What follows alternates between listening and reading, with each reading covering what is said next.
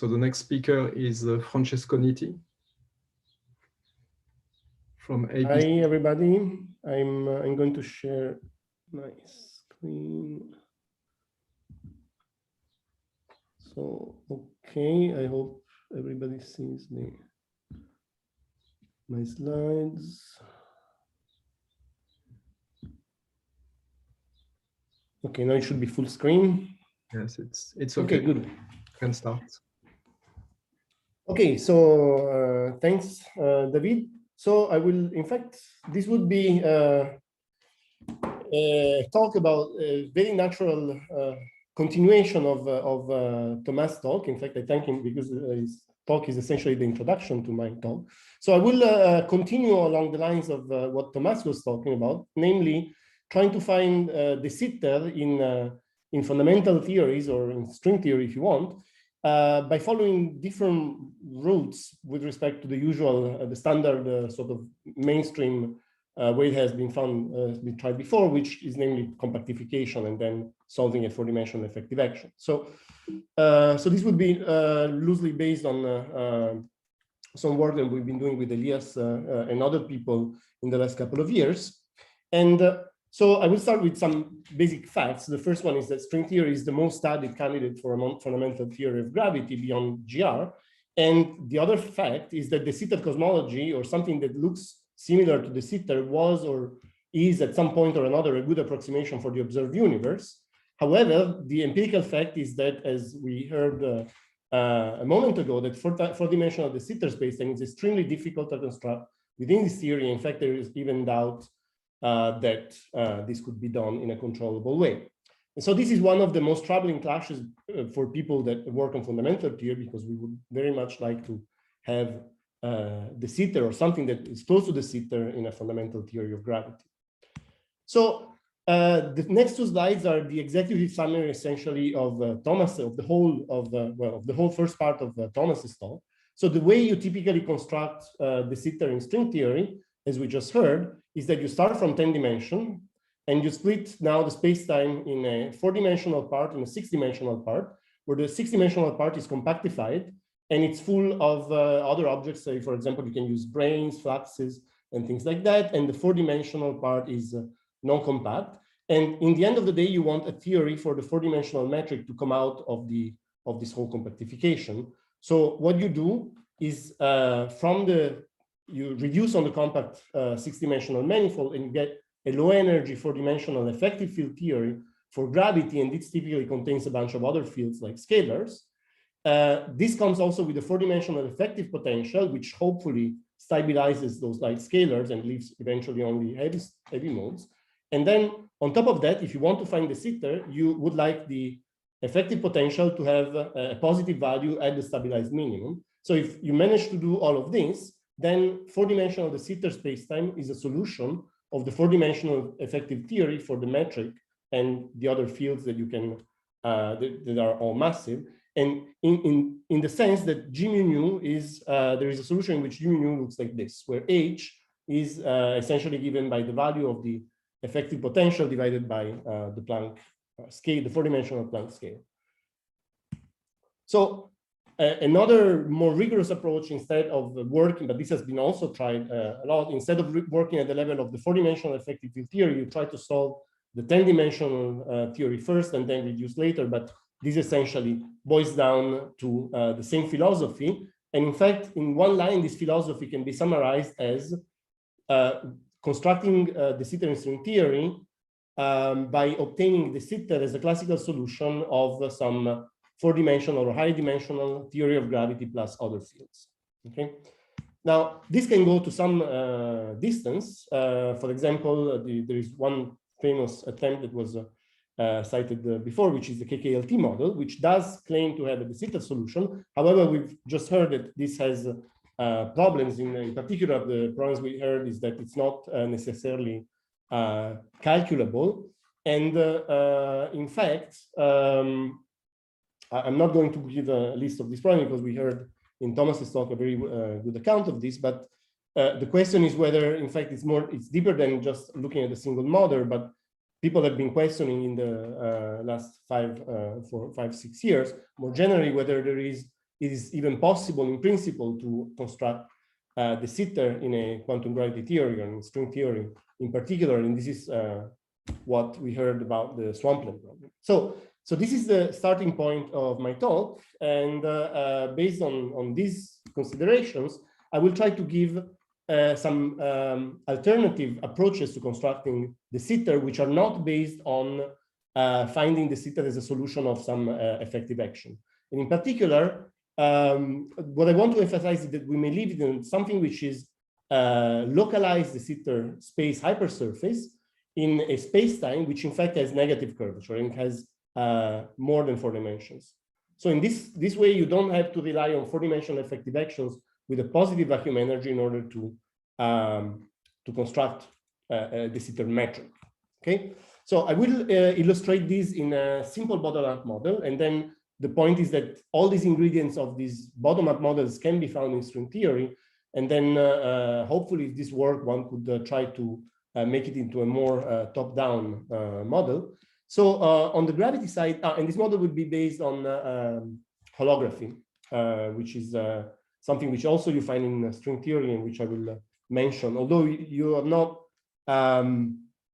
you're not forced, it's not mandatory to think about the model in a holographic way, it sort of helps. So on the gravity side, this can be summarized as a non-compact asymmetric brane world. In the dual picture, this means that there is no dynamical 4-dimensional gravity in the fundamental theory, but only emergent 4-dimensional gravity coupled to the observed fields. And in particular, this implies that there is no local 4-dimensional effective field theory description, which looks like Einstein gravity. And in this context, the positive curvature will arise because of either of two facts, either because external sources are turned on in this non-dynamical gravity theory, or because you're not actually looking at the ground state of the theory, but you're looking at an excited state, okay? And the bonus of looking at this approach is that it provides a mechanism also to control the value of the cosmological constant, namely, to say it better, to detach the cosmological constant, which is observed at large scale, from the vacuum energy of the quantum field theory, which is a UV phenomenon. So this sort of decouples the UV from the IR problem, and this is a very good thing in if you're worried about the hierarchy problem. Okay, so these models that I'm going to describe are bottom up. So what we heard before was somewhere up here. KKLT model are somewhere in the middle because they use some also phenomenology, and I will basically describe things down there, and eventually maybe some of these ideas could be uplifted to top-down models. So this is the brief outline. So I will describe the setup. I will first then go and describe what these self-tuning Minkowski vacua are. So basically the first thing I will do is to try to find vacuum with no cosmological constant. And then from there, I will discuss how to introduce a cosmological constant in two ways, either by a stabilize de Sitter in an RG flow geometry, or by a de Sitter geometry on a moving defect in this higher dimensional world. So the model is the following. So we start with the 5-dimensional Einstein-Dilaton gravity. So the basic fields are the metric and one scalar field. So we have 5 dimensions, which are x mu are the dimensions common to our space-time, and nu is this extra dimension. And on top of that, we have a 4-dimensional defect, and we can think of the standard model and us as well living on this defect. And in fact, one can argue that integrating out the standard model, so if you want to look at very infrared physics, you can integrate out the standard model, and this leaves the 5-dimensional fields plus some localized effective action for the induced metric and scalar field on the defect, which are essentially coming from integrating out standard model fields. And one can have one can go to some distance by thinking about this model in a holographic way. So in terms of the gauge gravity duality, in other words, this model has a dual interpretation, which is purely 4-dimensional in terms of a standard model coupled to a strongly interacting quantum field theory without dynamical gravity. So this will be essentially a guideline in order for model building, because we know that 4-dimensional quantum field theory without gravity at least we know that they are well-defined objects, and we know how to deal with them. So what I just said can be summarized in one equation. So this is the action for the higher dimensional model, and this is the geometry which we'll consider as a solution. So the first part of the action is the bulk action, is 5-dimensional and contains Einstein-Hilbert plus the kinetic term for the scalar plus potential. And this describes the, if you wanted, the bulk of this geometry. And on top of that, there is the defect. And on this defect, we include the most general two-derivative action, which is consistent, in fact, with the 4-dimensional diffeomorphism. So this defect essentially spontaneously breaks 5-dimensional diffeomorphisms, but not 4-dimensional diffeomorphisms, which are manifest. And so you have a term which looks like a cosmological term. It's proportional to potential for the scalar times the determinant of the metric. And then you can have a localized kinetic term for the scalar field, and also a localized Einstein-Hilbert term, which depends on the induced, on the intrinsic curvature of the induced metric. And you can think of this U as the extra dimension, or the holographic coordinate, if you want to think about it in terms of holography. Okay, so this is the action that describes the model. And if you want to look at solutions, well, you can start considering first what the bulk solution looks like. So if you take this action, generically, you can find solutions which are called holographic RG flows, which take this form. So this is the metric on either side of this defect. And if you want to preserve, for example, if you want to look for Minkowski vacua, then you can bring the metric to this form, and the solution will depend on two functions: the scale factor A of U and the profile of the scalar field. And if your potential has this shape, for example, as extrema, you can look for solutions which interpolate between two extrema. And notice here that I'm taking the potential to be negative. So both extrema of the 5-dimensional potential have negative vacuum energy, which means that the solution sitting here will and the solution sitting here will approach, in fact, anti-de Sitter. Okay, so the generic solution having this symmetry, which is regular everywhere, would be an interpolating solution between an anti-de Sitter spacetime on this side, and anti-de Sitter spacetime on this side. And this is called a holographic RG flow because it's dual to a renormalization group flow in the dual field theory. Okay. So now you have two sides with the defect in between. So you can have two such solutions on either side of the defect, and then one solution which will connect to the large volume region, so to the what's dual to the UV of the field theory, and this has a geometry which goes to an asymptotically anti-de Sitter boundary. And then the other side will contain, in other words, on the other hand, a small volume region, which is dual to the infrared region of the field theory.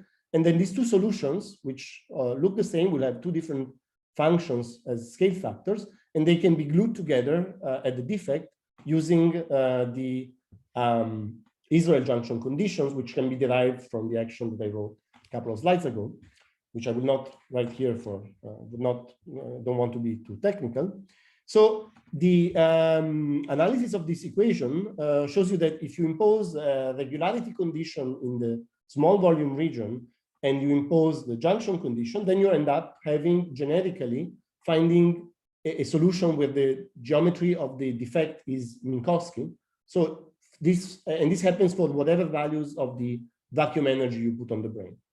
So this is a mechanism called self-tuning. In other words, the curvature of the defect, which is where you live, is not related anymore in this setup to the value of the vacuum energy, or to the value of the, if you want, naive cosmological constant, or to the value of the potential that appears on this brane.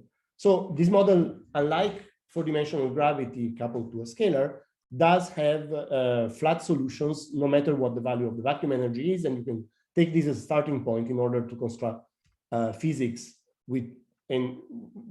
without worrying about the the cosmological constant hierarchy problem. Okay. So then you can worry whether this model now is, this has a 5-dimensional non-compact bulk, and you have to worry whether the 4-dimensional interactions look like gravity in 4 dimensions to us. And this can be actually done by considering the induced Einstein-Hilbert term on the brane. So there is no effective field theory for gravity in 4 dimensions. However, there are modes if this term, this induced Einstein-Hilbert term, which was part of my action, if this is large enough, then there could be a 4-dimensional like graviton resonance, which is not an exact massless state, but it could mimic gravity at short enough distances or on some distance scales. And in fact, this term will be generically there and will be generically generated by quantum correction as soon as you have, for example, SUSY breaking at high energy, and its value will be proportional to the value of the cutoff of your theory, where you have to introduce new field in order to UV completeness. Okay, so this mechanism is called the DGP mechanism, and it can be used to have a localized look in gravity, even though your defect, your brane where you live in, is embedded in a space which is non-compact, like the one that I showed you a moment ago. So this was about flat space, and now the question is where you can find de Sitter in this setup. And what I told you so far is that generically, isolated stabilized 4-dimensional Minkowski solution exists, but what about 4-dimensional curved brane solutions? Well, now you have to now decide how you want to look for them. So this is where gauge gravity duality comes to help, because in gauge gravity duality, the theory, the model is specified by fixing the asymptotic conditions at the boundary of the UV region. So for the metric, for example, the boundary of the UV region is the region where the volume becomes infinite.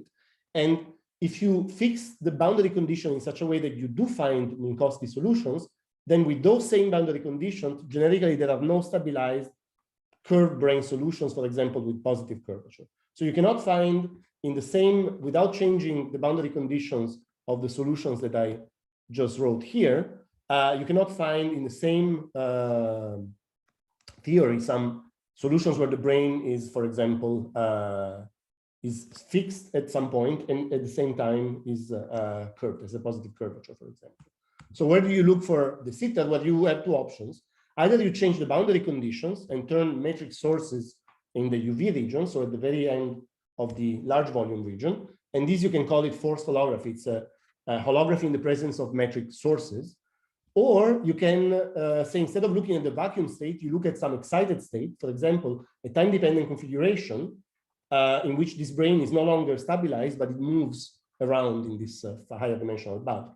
And this is, of course, an idea that goes back to the early 2000s, but in this setup, it turns out to be very, actually very interesting. It hasn't been studied in this full, in this model in the last, it has been studied by us in the last couple of years.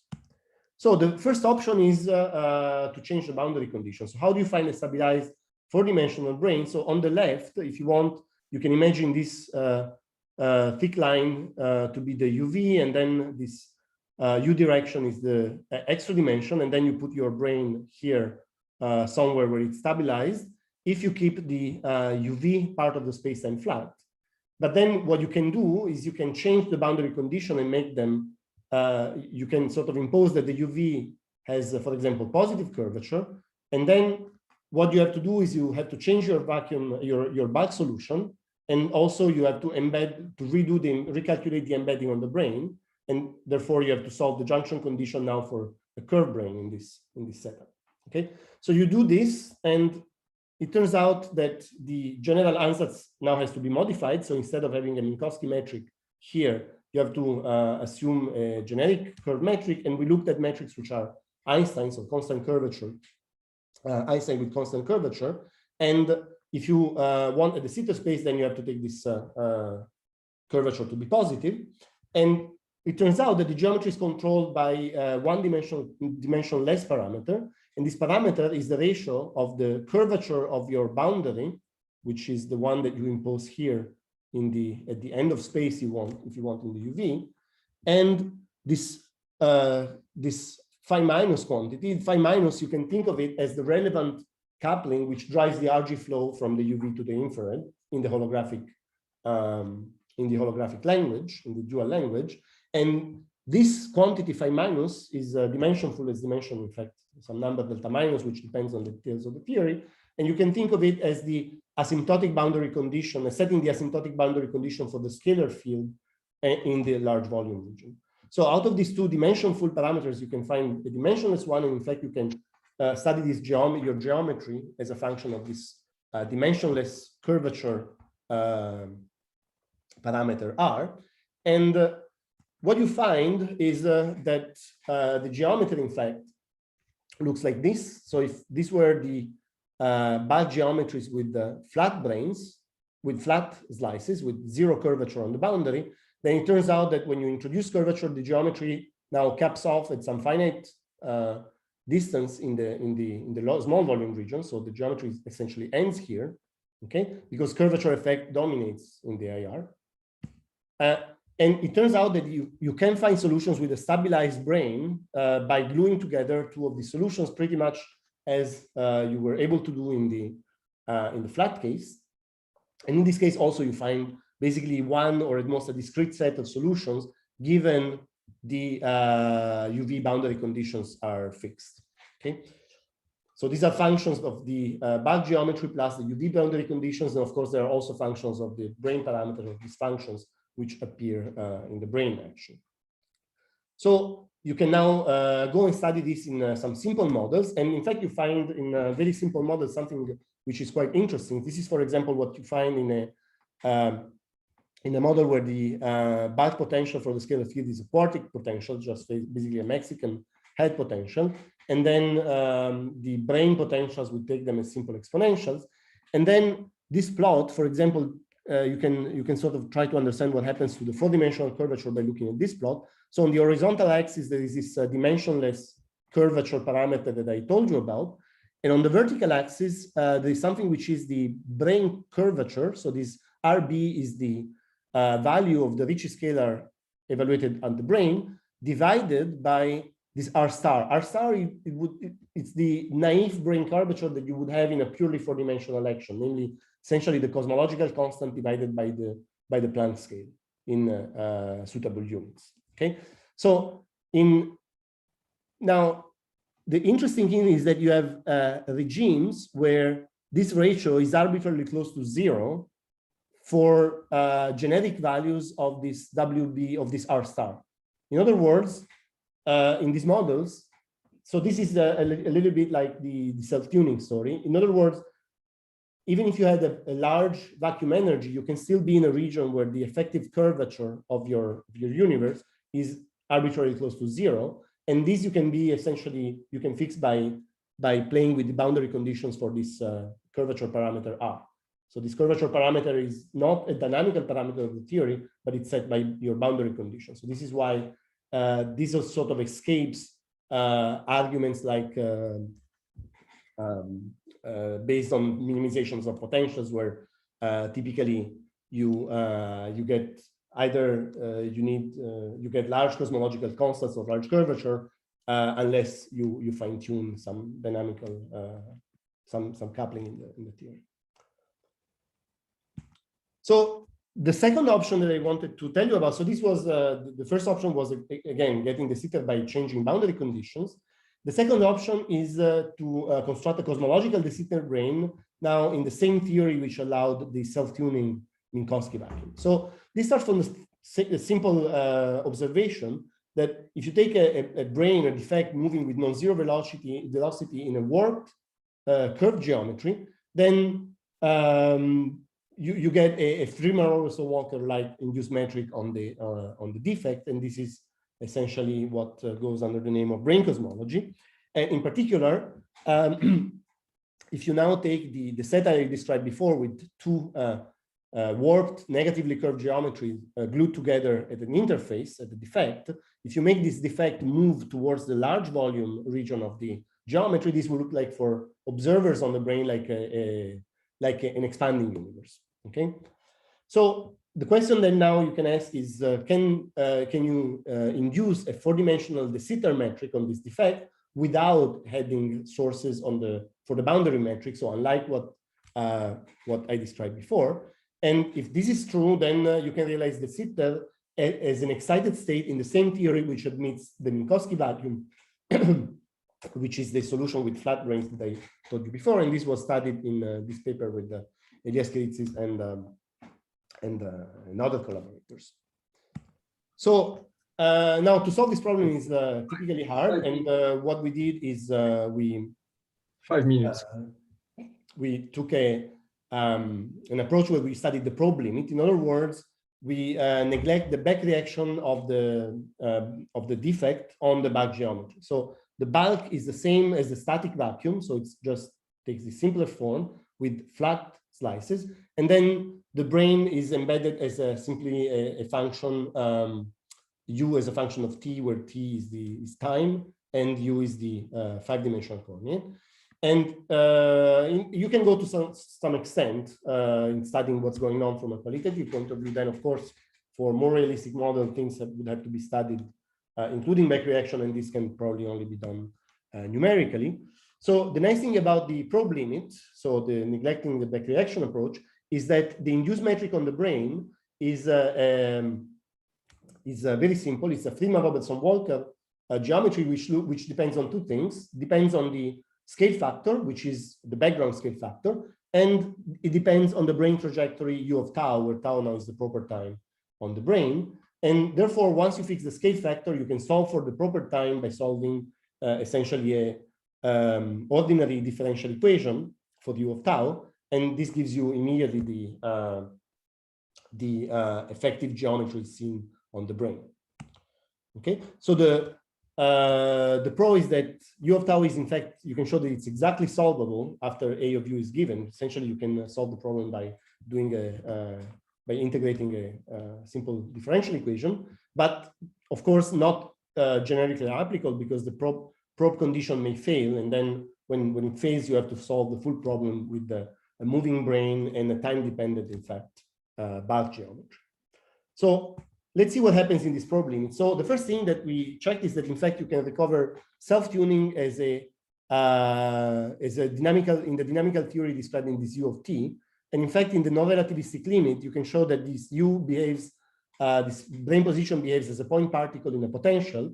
And in fact, this potential has a minimum, a stable minimum, precisely where you had the self-tuning vacua of the Minkowski type. And notice that this doesn't have to be a zero vacuum energy minimum. You could have any value you want here. So flat self-tuning solutions are recovered as minima of V. But moreover, you can also be far from such a minimum, for example, and you can have different cosmologies on this brane. For example, if you take the brane very close to the UV region, so when your scalar field approaches one of these anti-de Sitter extrema of the potential, then under very generic conditions, you find, in fact, that the solution on the brane approaches de Sitter, and the cosmological constant is essentially given by, so the Hubble parameter of this de Sitter is essentially given by what would naively be the 4-dimensional vacuum energy. So, for example, this could be very good for inflation when you want a very large such cosmological constant. And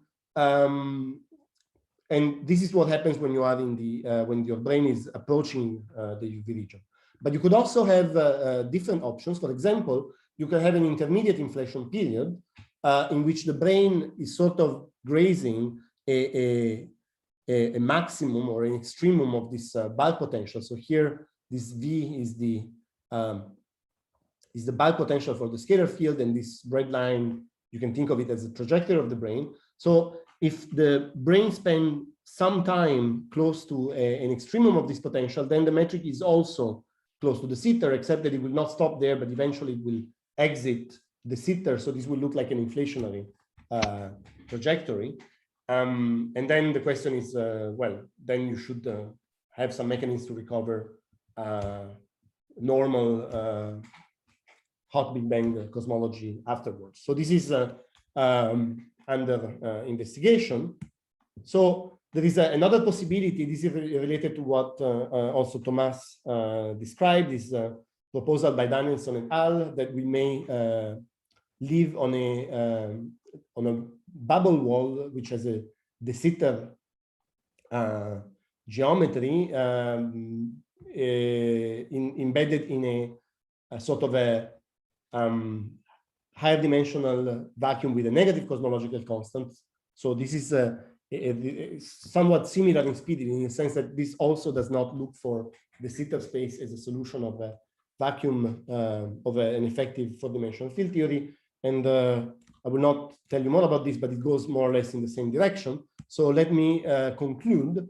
So I hope I presented to you an approach in which is alternative to having de Sitter as a solution of some four-dimensional effective gravity theory.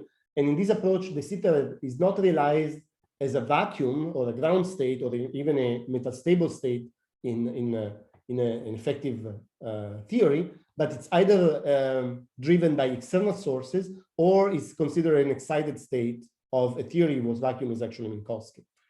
So questions are obviously many. And one of these questions is, for example, can we realize any of these from top-down models? For example, all the ingredients that I introduced in this model, they exist in string theory. So the question is, can you use them consistently in a controllable way to produce something that gives some solution like the ones I described? And in fact, some of the constraints that are some of the difficulties that we heard in Thomas's talk may in fact evaporate because you're not trying to construct de Sitter as a solution to any four-dimensional field equation. Okay, and then the other interesting question is, can one get the scales right? So this is a very sort of general proposal that I outlined, but now you want to put numbers in and you want to see whether you can have the Planck scale in the right place. You want gravitational interactions to be four-dimensional looking on the relevant scales and whether everything sort of fits in. So I will stop here and thank you for your attention. Okay. Thank you for this very nice talk. Okay, so several hands are raised. So let's start with Thomas. Hi, yeah, thanks a lot. I had two quick questions. Mm-hmm. In terms of the first class of models you considered, Mm-hmm. what its different boundary conditions. Mm-hmm. I was trying to understand how in what sense does it differ from Karch-Randall type scenarios? And then the second, well, it's a related question to the same, this whole self-tuning of brane worlds. I thought that the moment it was discovered that afterwards people said, no, this is not a proper solution to the cosmological constant problem. Can you also remind me of that? So about Karch-Randall, so this is a bit different from Karch-Randall because this is an asymmetric brane world. So in Karch-Randall, what you do is you glue, if I remember correctly, you glue two infrareds. Here you glue an infrared and there's no RG flow. There is no, yeah, exactly. So here is a complete RG flow from the UV to the IR, and there is a brane in the middle, and there is a defect in the middle. If you want, there is a discontinuity in your RG flow because you hit some energy scale with some new degrees of freedom, which are very localized, appear. And also, it's crucial that you have the scalar field. So Karch-Randall didn't have the scalar. Scalar field is crucial in order for this self-tuning story to work, actually, because otherwise you have to start self-tuning, to start fine-tuning parameters. But then also naively, from an outsider, people could have the point of view that now, with what you said, sort of, there's no cosmological constant problem on a brane world. That in this model, in fact, there is no cosmological constant problem on the brane world. Now, the self-tuning that you are referring to, there were various proposals. One of them involved 6-dimensional brane worlds, and that kind of sank because, in fact, there was some fine-tuning in these guys so this was done by fluxes, essentially. This was this rugby shaped. I don't know which models are you referring to Well, I think it was this paper by Silverstein and Kachu, and then yeah. Okay, so very good. So that one actually was not very very far from what we've been discussing, but in fact, so there was some. I think people never considered all the ingredients at the same time. So the reason why self-tuning was dismissed at the time was because they were trying to have at the same time both self-tuning and a four-dimensional localized graviton. And this is impossible. So the reason why self-tuning works here is because you have a non-compact bulk, and therefore the moment your bulk is non-compact, you can forget about having a four-dimensional localized graviton. So for that, you have to invoke things like quasi-localization of a DGP sort of mechanism. okay. Yeah, so this is why, but so if you put everything together, but notice that this DGP mechanism essentially doesn't affect at all the self-tuning, because this DGP term is essentially is not affecting anything when you look at vacuum Minkowski solutions. So self-tuning is there regardless whether you include DGP or not. But what the DGP part does is giving you the four-dimensional like gravity at short distances or large distances, depending where you put the scales, but some regime in which you have four-dimensional gravity. Right. So this was not sort of considered before. But I agree that this model could have been written down in probably in 2004, 2005. Yeah. Norma, for the next question. Thank you. Yes, concerning your first alternative, not looking at de Sitter as a vacuum, but as with external source. Of course, we all know that it could be considered as a vacuum with some set cosmological constant on additional terms, or with sources with a particular equation of a state. So yes. which is the origin of, I mean, which are your external sources? And right, so, looking at the Sitter as an excited state, which is the equation of a state, I assume you can get, because you can identify in some sense an energy momentum tensor and so on. What appears, I mean, for the first alternative. Then I will comment about the second. Thank you. Okay, so very good. So yes, in this case, yeah, I have to apologize because probably the terminology is not, it can be confusing. So when I talked about sources here, I talked about sources in the dual field theory language. And the dual field theory language doesn't contain any dynamical gravity. So these sources are non-dynamical. They are like turning on couplings in the four-dimensional quantum field theory. So in particular, this source would be like putting an external metric that has no dynamics whatsoever. So it's like turning on a coupling in the field theory, which if you set it to 0, you get Minkowski, and you set it to something non-zero, you get de Sitter. So this is not a dynamical source like we have in cosmology with an equation of state or with a a time evolution or a dynamic solution. It's a completely different story. Yes, I understand, but it emerged from all the the model, or it's a coupling constant of the model if you want. It has the same status of a coupling constant, so it has no dynamics. It's something that you choose when you define your theory. Well, in some sense. Well, this is what happens in it's an ansatz. It's an ansatz in some sense. If you want, yes, but you don't have to go and check the designs that solve some field equation. You are free to take whatever value for this source you want. I see. For the dependent one, I mean, when you have the model with the branes and so on, do you have a duration for this stage of so-called de Sitter? Do you get a duration, or you from the model, or you need to get to adjust if you want to construct the whole evolution? Well, as I said, we are not at the point where we have a sort of a model where all the scales are in place, but yes, there is something that you have to adjust.